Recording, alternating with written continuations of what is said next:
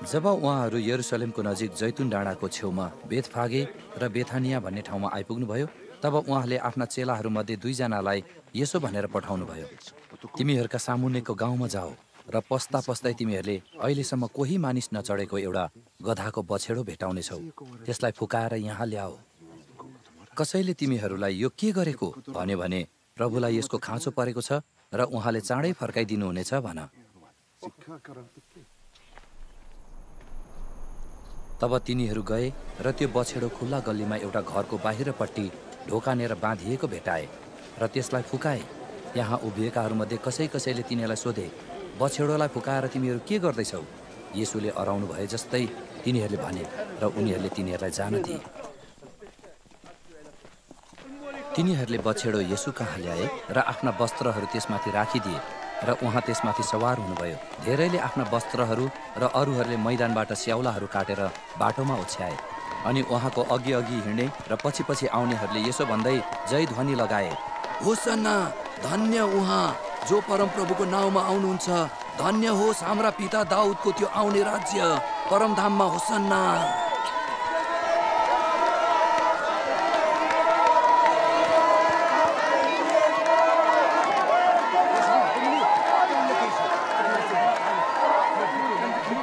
उहाँ यरुसलेममा आएर मन्दिरभित्र पस्नुभयो अनि उहाँले वरिपरिका सब थोकमाथि नजर गर्नु भएपछि अबेला भएको हुनाले 12 जनाका साथमा उहाँ बेथानिया जानुभयो।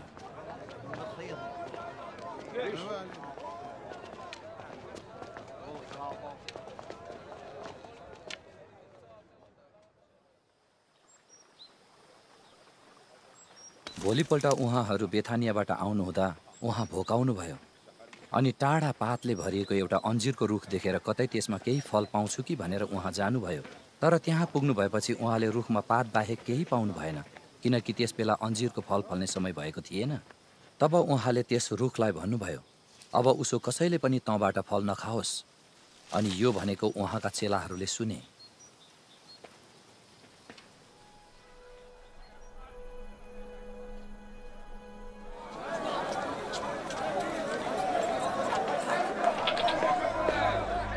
अनि यरुसलेममा पुग्नु भएपछि उहाँ मन्दिरभित्र पस्नुभयो।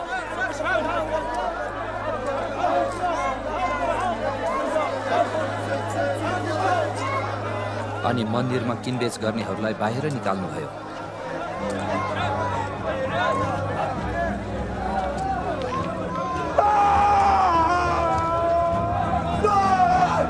र पैसा साट्नेका टेबिलहरू र परेवा बेच्नेका बस्ने ठाउँहरू पल्टाइदिनु भयो। अनि उहाँले कसैलाई कुनै थोक मन्दिरबाट लैजान दिनु भएन। अनि उहाँले शिक्षा दिँदै भन्नुभयो, के यसो लेखिएको छैन, मेरो घर सब जातिहरूका निम्ति प्रार्थनाको घर कहलाइनेछ, तर तिमीहरूले त यसलाई डाकुहरूको अड्डा बनाएका छौ। अनि मुख्य पुजारीहरू र शास्त्रीहरूले यो सुनेर उहाँलाई कसरी नाश पारौँ भनी उपाय खोज्न लागे, किनभने तिनीहरू उहाँसँग डराउँथे, किनकि सारा भिडले उहाँको शिक्षामा अचम्म मानेका थिए। साँझ पर्दा उहाँ सहर बाहिर निस्केर जानुभयो। बिहान त्यहाँबाट पहिलेकै बाटो जानुहुँदा उहाँहरूले त्यस अन्जिरको रुखलाई जराइबाट सुकेको देख्नुभयो। अनि पत्रुसलाई यो सम्झना भयो र तिनले उहाँलाई भने, रब्बी, हेर्नुहोस्, तपाईँले शराब दिनुभएको अन्जिरको रुख त सुकेछ। येशूले भन्नुभयो, परमेश्वरमा विश्वास राख।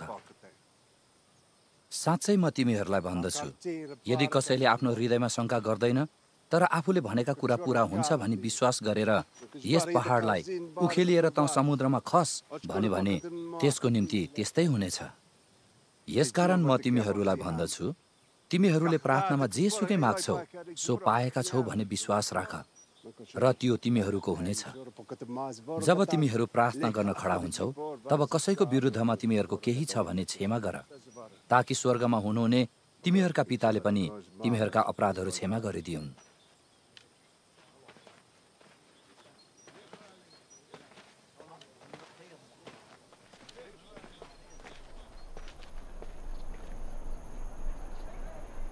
उहाँहरू फेरि यरुसलेममा आउनुभयो अनि येशू मन्दिरमा यताउता हिँडिरहनुहुँदा मुख्य पुजारीहरू, शास्त्रीहरू धर्मगुरुहरू उहाँ कहाँ आए।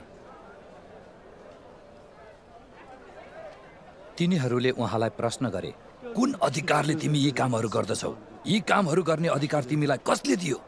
येशूले तिनीहरूलाई भन्नुभयो, म तिमीहरूलाई एउटा प्रश्न सोध्छु र तिमीहरूले त्यसको जवाफ दियो र कुन अधिकारले म यी काम गर्दछु सो तिमीहरूलाई भन्ने छु।